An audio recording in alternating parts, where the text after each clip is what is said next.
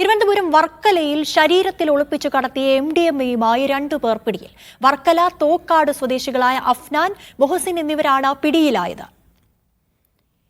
വിവരങ്ങളുമായി സ്വാന്തന തുടരുന്നു. സ്വാന്തന, എവിടെ നിന്നാണ് ഇവരെ പിടികൂടിയത്? ഇവർ സ്ഥിരം ഇത്തരത്തിൽ MDMA കൈമാറുന്ന ആളുകളാണോ?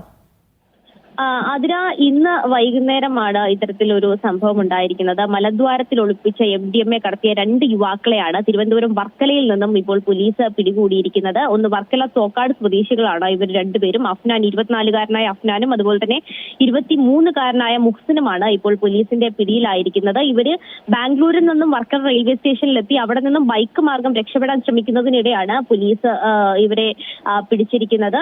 ഇത്തരത്തിലൊരു രഹസ്യ വിവരം കിട്ടിയതിന്റെ അടിസ്ഥാനത്തിലാണ് ഇവരെ ഇത്തരത്തിൽ പോലീസ് അവിടെ പോവുകയും പിന്നീട് ഇവരെ ശാരീരിക പരിശോധനയ്ക്കടക്കം വിധേയമാക്കിയപ്പോൾ ഇവർ മലദ്വാരത്തിൽ ഇത്തരത്തിൽ MDMA കടത്തുന്നതായി കണ്ടെത്തിയിരിക്കുന്നത്. നിലവിൽ മുഹ്സിന്റെ ശരീരത്തിൽ നിന്നാണ് 28 ഗ്രാം MDMA കണ്ടെത്തിയിരിക്കുന്നത്. അതിനെ ചോദിച്ചതുപോലെ തന്നെ മുമ്പും ഇവർ ഇത്തരത്തിൽ MDMA കടത്തിയതുമായി ബന്ധപ്പെട്ടുള്ള കേസിൽ പിടിയിലായിട്ടുള്ള ആളുകളാണ്. അതിൽ അഫ്സാനാണ് മുമ്പ് പിടിയിലായിട്ടുള്ളത്. MDMA കടത്തി 2 കേസിലെ പ്രതിയാണ് ഈ അഫ്സാൻ.